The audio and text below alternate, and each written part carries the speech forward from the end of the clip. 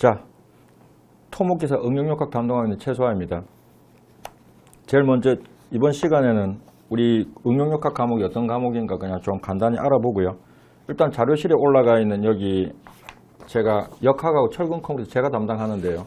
이런 어떤 그 출제 경향 분석표라든지 우리 강좌에 필요한 그 교재 문제 말고 기존에 출제된 문제 형태 중에서 빈도가 높은 문제 형태들만 갖다 제가 다시 재정렬해가지고 자료실에다 올려놓았습니다. 그래서 그 문제지를 갖다가 여러분 출력 다운받으셔가지고 보면 좀 도움이 될 거라 생각을 하고, 먼저 우리 교재가 지금 총 12개 장으로 구성이 되어 있는데요.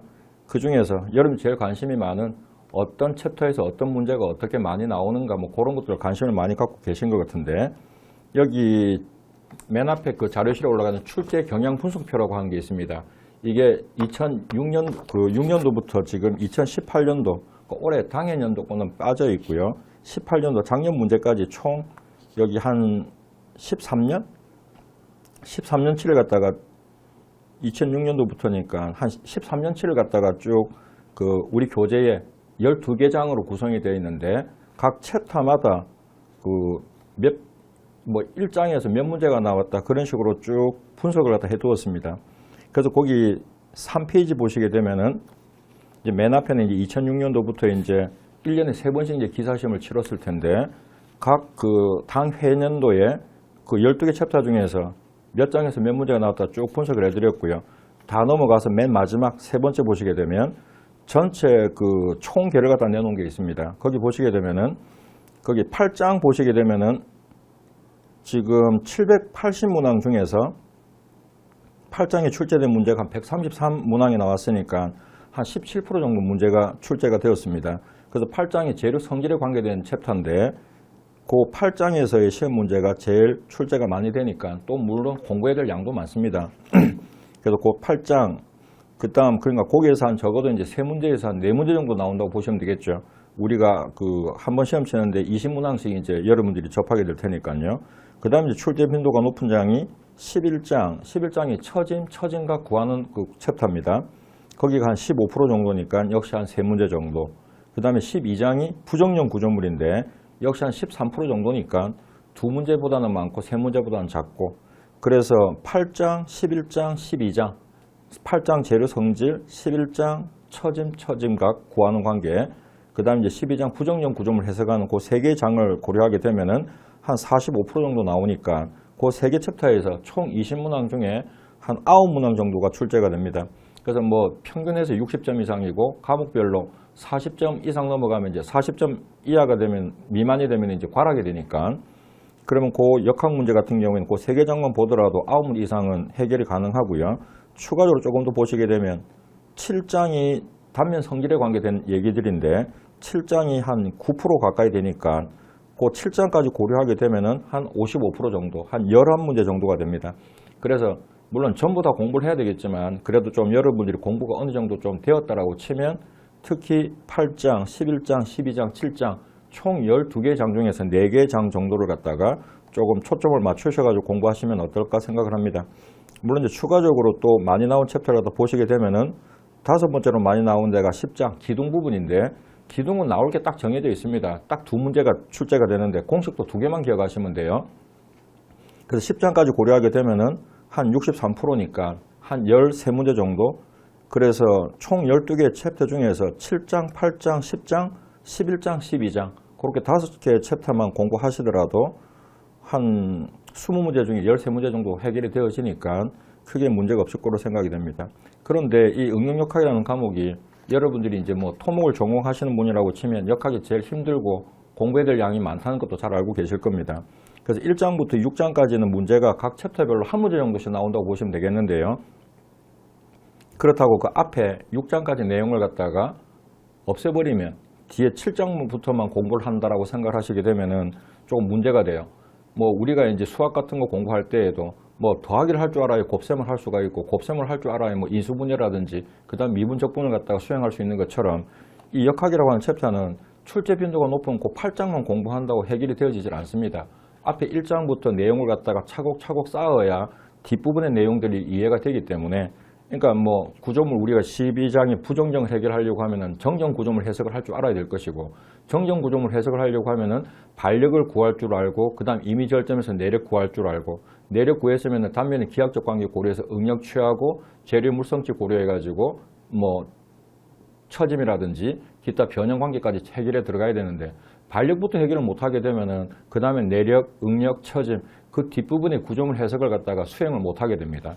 그래서 과거에는 시험 문제가 1장부터 6장 앞부분에 해당하는 뭐 반력만 구하는 문제, 뭐 단순부에서 이미 절점에서 내력만 구하는 문제, 그런 문제들도 출제 빈도가 어느 정도 뭐 좀 분포가 되어 가지고 다양한 형태로 문제가 나왔는데, 지금은 뭐 단순부에서 문제가 나온다라고 치면 반력이나 내력 구하기 정도는 이미 다 잘 안다라고 치고 문제가 잘 출제가 안 됩니다. 그래서 우리가 총 12개 챕터 중에서 대부분이 7장 이후에, 그러니까 1장부터 6장까지를 갖다가 전반부로 보고 7장부터 12장까지를 갖다가 후반부로 보게 되면은 대부분 후반부의 문제가 제가 아까 7장, 8장, 9장을 빼고 10장, 11장, 12장 5개 챕터만 고려했을 때에 출제가 한 65% 나온다 그랬는데, 거기 9장, 보의 응력인데요.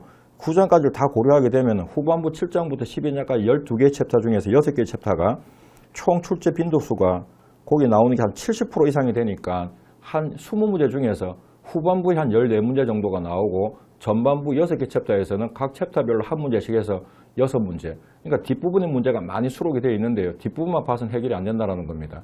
그래서 물론 철근 콘크리트 같은 경우에는 뭐 챕터의 어떤 뭐 1장부터 공부하든 뭐 5장부터 공부하든 10장부터 공부하든 크게 문제가 없습니다. 철근 콘크리트는 어떤 시방석 규정에 따른 어떤 룰에 따라 가지고만 쫓아가면 되는 거기 때문에 앞부분이 따로 뭐 필요한다, 뭐 걔를 꼭 알아야지만, 물론 알고 시작을 하면 좋겠지만은 걔를 꼭 알 필요까지는 없습니다.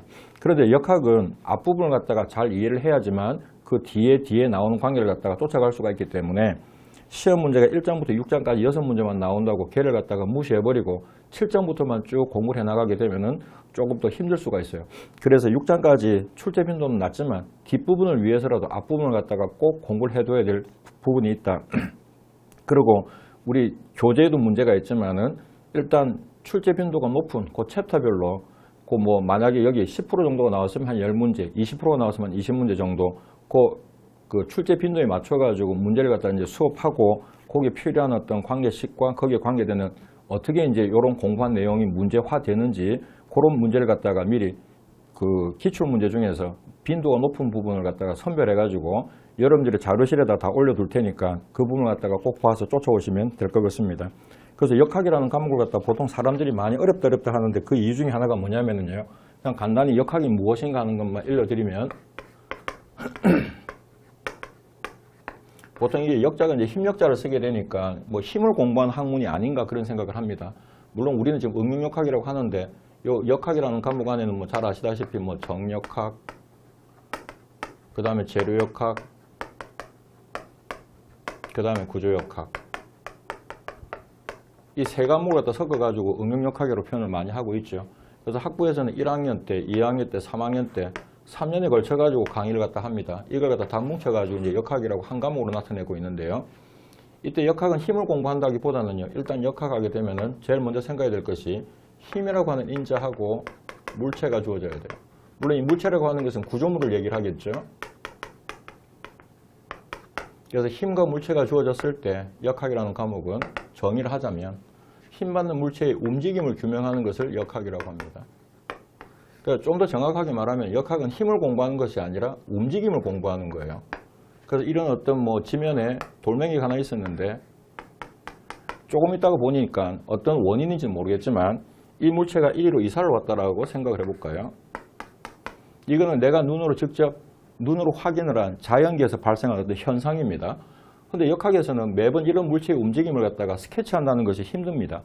또한 이 물체의 움직임이라고 하는 것이 지금은 간단하게 돌멩이 나타냈지만 이거는 우리가 고려하고자 하는 어떤 구조물이라고 생각을 하게 되면, 물론 뭐 변형 관계도 그러하겠지만은 이를 갖다 매번 그림으로 그리기가 힘들어서 이런 움직임을 갖다가 쉽게 이해할 수 있도록, 아 여기 있던 물체가 이것만큼의 위치가 바뀌었구나 하는 것을 사람이 이해하기 쉽도록 도입을 한 도구가 바로 뭐냐면 힘이라고 하는 인자입니다.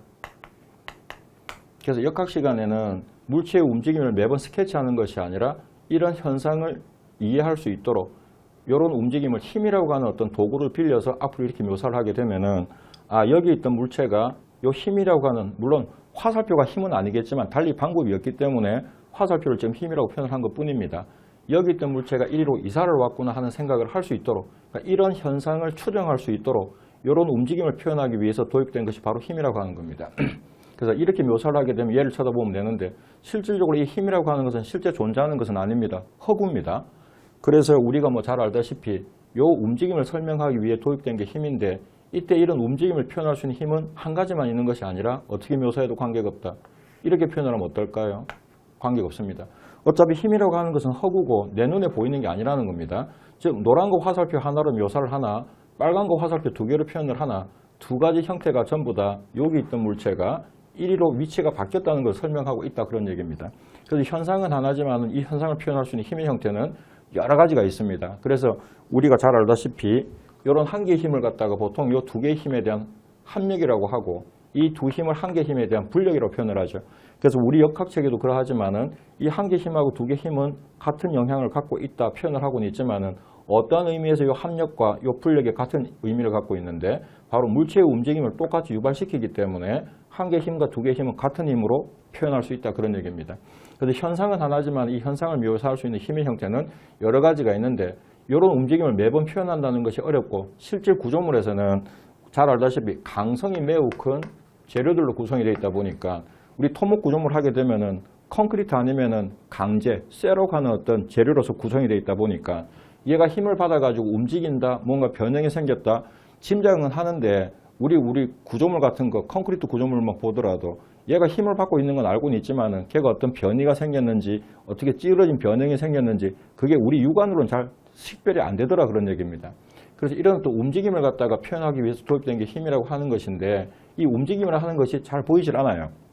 그리고 힘이라고 하는 것이 실제 또 존재하지도 않다 보니까 이 움직임을 갖다가 표현하기 위해서 힘이라고 하는 것을 도입을 했지만 힘도 눈에 잘 안 보이고, 그러다 보니까 움직임도, 실제로 움직임도 안 보이고, 이 움직임을 표현하기 위한 힘이라고 하는 것도 잘 안 보이고, 그래서 역학이라고 하는 것이 좀 어렵다고 얘기를 하고 있습니다. 그래서 움직임을 갖다 보는 연습을 갖다가 조금만 하게 되면은 힘은 저절로 보이게 돼요. 그래서 모든 책에 힘부터 설명을 하고 있는데, 실은 역학은 힘을 공부하는 것이 아니라 이게 우선이 아니라 얘가 우선이라는 겁니다. 그래서 이것을 갖다가 표현을 갖다가 하려다가 보니 이런 힘이라고 하는 것을 도입을 했고, 이 힘이라고 하는 것만 자꾸만 보고 이제 뭐 여기서 어떤 숫자적인 형태로서 보기 4개 중에서 답안을 쓰세요 그러다 보니까, 실제 역학 공부는 움직임을 공부하는 것이 조금 유식하게 이제 거동이라고 표현을 했는데요. 움직임을 공부하는 게 역학인데, 이 움직임이 잘 눈에 안 보이다 보니까 매번 이 움직임을 표현하는 힘이라고 하는 어떤 도구에 대해 가지고만 연연하고 있더라, 그런 얘기입니다. 그래서 힘을 보게 되면 움직임이 잘 안 보일 수가 있겠지만은, 움직임이 보이면은 이런 한 개의 힘이나 이 두 개의 힘은 같구나, 뭐가 요 물체가 이리로 움직였다라고 하는 전제하에서 보게 되면, 화살표 하나로 묘사했을 때나 이렇게 화살표 두 개 빨간 거로 표현을 했을 때나 결국 요 물체의 종착지가 여기가 되죠. 그런 의미라 생각하게 되면은 뭐 불력 합력에 대한 개념을 몰라도 요 두 개의 힘과 요 한 개의 힘은 같은 물체의 움직임을 유발시키기 때문에 같은 힘으로 볼 수 있다는 것이 쉽게 머릿속에 정리가 될 거다, 그런 얘기입니다. 그 역학은 힘주고 물체 주고 움직임을 파악하는 게 역학인데, 이 움직임이라고 하는 걸 보고 싶은데 그 움직임이 강성이 큰 어떤 그런 재료들로 구성이 된 구조물이다 보니까 움직임이 사람 육안에는 잘 식별이 안 돼. 그래서 쉽게 이 움직임을 설명하게 도입된 것이 힘이라고 하는 건데, 힘이라고 하는 것도 실제 그 존재가 불분명하기 때문에 명확한 게 아니죠. 얘를 설명하게 도입된 하나의 어떤 도구다 보니까 허구야. 그러다 보니 힘도 잘 안 보이고, 그래서 역학이라고 하는 게 힘들다, 그런 얘기입니다. 그렇지만 뭐 거기 관계된 어떤 수식 정도만 간단하게 여러분들이 짚고 넘어간다라고 치면 뭐 시험 합격하는 데는 크게 문제가 없을 걸로 보입니다. 일단 역학이라고 하는 게 무엇인가는 기본 개념 생각하시고요. 이때 항상 역학 문제를 고려할 때에는 힘이라고 하는 매체, 그 다음에 물체라고 하는 매체, 이 두 가지를 주었을 때 무언가 문제가 진행될 수 있다는 생각을 하시면 됩니다. 그래서 뭐 처음에는 잘 익숙하지 않으니까 잘 뭐 그런 관계를 갖다 파악하기 힘들겠지만, 역학을 항상 문제를 볼 때에는 물체는 어떤 상태에 있고 힘은 어떻게 작용하는지, 그런 관계에서 힘이 서서히 증가했을 때 이 움직임이 어떻게 유발될 것인가, 이런 짐작을 자꾸만 하게 되면은 어떤 이 현상을 공부하는 게 뭐 역학이라고 하는 건데, 이 현상을 표현하기 위한 어떤 역학적인 어떤 공식들, 수식 관계들도 잘 보일 거다, 그 얘기입니다. 움직임을 보고 나서 수식을 보게 되면 이해가 되는데요. 수식만 보다 보면은 이 움직임이 잘 안 보일 수 있다, 그런 얘기입니다. 그래서 공식은 여러 개가 있고 뭐 많은데, 문제 보게 되면은 여러분들이 공식은 다 외웠지만 도대체 이 문제 해결하기 위한 공식을 뭘 적용을 해야 될 것인가. 그게 항상 문제가 역학의 문제였죠. 그래서 움직임을 보게 되면은 수식은 쉽게 보이게 되니까 조금 시간이 걸리더라도 움직임 공부하는 것을 갖다가 조금 초점을 맞춰달라. 그러다 보면 수식은 저절로 보이게 된다. 그런 얘기입니다. 그래서 같은 물체를 하더라도 그냥 하나만 더 설명을 드리면 같은 직선제라고 하더라도요. 얘가 이런 힘을 받을 때와 이런 힘을 받을 때 이 구조물의 명칭이 바뀌게 돼요. 같은 직선제라고 무조건 짝대기가 누워있으면 보고 서있으면 기둥이 아니라는 겁니다. 그래서 얘는 부재축에 대한 횡방향 하중에 저항을 하는 구조물이 되기 때문에 얘를 보라고 하고 같은 누워있는 가로부재지만 축방향 압축에 저항하는 부재를 갖다가 기둥이라고 해요. 그래서 같은 구조물이라고 하더라도 항상 구조물과 하중 관계가 명시가 되어야만 구조물의 명칭도 살아날 수가 있어요.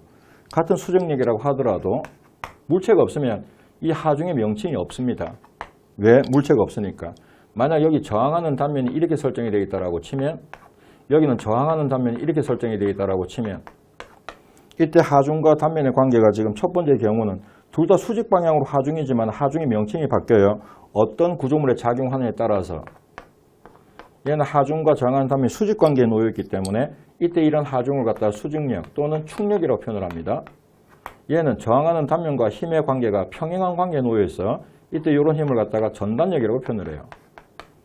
그래서 역학을 논할 때는 항상 구조물과 하중 관계 두 개가 주어져야 되고 같은 직선제라 하더라도 얘가 어떤 힘을 버티느냐에 따라서 명칭이 바뀌고 하중도 얘가 어떤 부재 단면에 작용하느냐에 따라서 하중의 명칭도 바뀌기 때문에 항상 역학을 논할 때에는 몇 가지 관계를 고려해야 된다.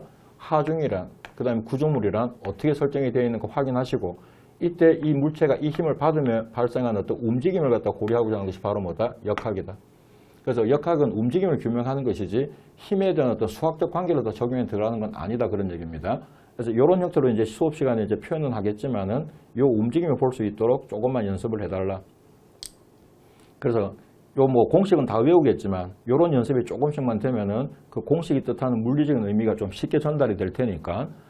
자, 그리고 우리 자료실에 그 기존에 그 지금 이 강좌는 핵심 부분만 갖다가 요약해가지고 하는 어떤 수업이고요. 조금 기존에 공부가 좀 되었다라고 치면 그 다음에 기존에 우리 풀 버전으로 그 심화 이론 관계를 갖다가 이론 수업을 갖다 해놓을 때 그 자료실에 역시 올라가 있는 문제가 있습니다. 그 문제를 갖다가 일단 다운받으셔가지고 그 문제만이라도 일단 한번 이렇게 표현을 하면 안 되겠지만은 그래도 최소한 그 문제라도 외워서라도 해결을 한다라고 치면은 역학 문제는 계산량이 많다 보니까 잘 아시겠지만 철근 콘크리트도 그러하지만 기존의 문제 형태가 나온 게 숫자가 이제 많이 바뀌어서 나오는 경향도 있겠지만 그 숫자를 바꾸게 되면 계산량이 많아지다 보니까 일단 역학과 철근 콘크리트는 기존에 출제된 문제 형태 중에서 똑같은 형태의 문제가 최소한 한 12문제 이상 꼭 출제가 된다고 생각을 하시고요. 일단 뭐 이런 것 저런 거 다 복잡하고 힘드니까 나는 그냥 합격만 하겠습니다 하는 그런 어떤 수험생들은 자료실에 제가 올려놓은 문제에서 그 문제에 나와 있는 걸 일단 풀어보면 좋겠지만 그것도 시간이 없고 힘들다라고 치면 기출된 문제 형태들 단만이라도 한번 쭉 보고 들어가시게 되면은 일단은 꽈락은 면하고 우리가 원하는 60점 이상은 소개 목적은 달성할 수 있게 될 테니까 일단 그 문제를 갖다 많이 접하라는 것.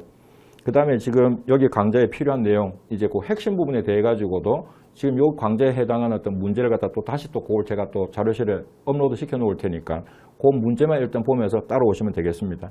그래서 일단 식 필요한 거 정해 드릴 텐데 그 식을 보시면서 그래도 조금이라도 좀 이해를 해야지만 역학은 공식이라 할 수 있는 게 뭐 없습니다. 저한테 뭐 역학에 필요한 공식이 뭐 있습니까 하면은 평형식, 구성식, 적합식 이 세 가지만 알면 문제가 다 풀리거든요. 그런데 같은 구조물이라 하더라도 하중이 분포하중이 다 작용할 때 하고 똑같은 구조물일 때 분포하중이 절반만 작용할 때 이때 절반만 작용할 때에도 왼쪽 절반인지 오른쪽 절반인지 또한 절반 하중만 작용하는데 이 절반 하중이 부재 중앙에만 이렇게 딱 2분의 1이 작용할 때 그러니까 W 하중이 전 구간에 왼쪽 절반만 중앙 절반만 같은 형태의 하중이다 하더라도 하중이 어떤 구간이 작용하는지에 따라 가지고 구조물의 발력, SFD, BMD 형태가 다 바뀌게 됩니다. 이 모든 경우의 수를 갖다 다 공식화 시켜가지고 이때 지점 발력, 이때 최대 전단력, 최대 전단력과 최대 모멘트 발생하는 위치, 최대 모멘트 크기 이런 관계를 다 계산을 해 들어가야 되는데 같은 하중 형태만 있다 하더라도 일체 하중이 어떤 구간이 어떻게 작용하냐에 따라서 여기서 우리가 고려하는 값들이 계속 바뀌게 됩니다. 그 모든 경우를 다 외우기에는 공식화 시킬 수 있는 형태들이 너무나 많기 때문에 이걸 다 해결하기는 힘드니까요. 일단 자주 언급되는 것들은 제가 공식화 시켜가지고 전해드리겠지만 그 값들이 어떻게 나왔나 하는 해결에 들어가는 기본적인 개념을 여러분들이 숙지하셔야 말 그대로 응용이 될 수 있다 그런 얘기입니다. 그래서 기본 형태는 기억을 하더라도 이런 형태로 바뀌었을 때 요걸 알고 있다라고 치면 요 놈의 어떤 그 기본 값을 이용을 해서 이런 형태가 되었을 때 어떻게 적용에 들어갈 수 있는지, 그러면 한 100개 외워야 되는 어떤 공식을 갖다가 하나의 개념만 정리를 하게 되면 해결이 될 수 있는 게 역학이기 때문에 급하다고 공식만 외우려고 하면은 오히려 힘들어지게 돼요. 그래서 조금 여유를 가지시고 이해를 한다 생각을 하시게 되면 100개의 공식을 외워야 될 것을 갖다가 하나의 개념 정리해 가지고 해결할 수가 있는 게 역학이니까 조금만 차분하게 이해를 한다라고 생각을 하시게 되면 공식 외우는 것을 갖다가 대폭 줄일 수가 있다 그런 얘기입니다. 그리고 그 개념만 잘 정리하셨다가 그 수업 진행해 나가면서 여러분 자료실에 올린 그 문제를 갖다가 좀 자세하게 좀 문제를 갖다가 한 번만이라도 생각을 하면서 풀어보시게 되면 여러 번 풀다 보면 답이라고 하는 건 저절로 외우게 돼요. 물론 모든 어떤 내용을 갖다가 외우는 것도 좋은 방법인데 그냥 아무 이해 안 된 상태에서 결과만 외우는 것보다는 조금 이해를 하고 내용을 갖다가 외우는 것이 머릿속에 조금 오랫동안 기억이 됩니다. 저도 이런 것들 갖다가 공부하기 싫으니까 다 외워가지고 뭔가 해결해 보려고 하는 생각을 안 해봤겠습니까? 그렇게 했는데 결국에는 다시 빻고 그러니까 이게 쌓이는 공부가 아니라 그 순간만 지나가 버리면 이게 다 까먹게 되니까 별 의미가 없더라는 거죠.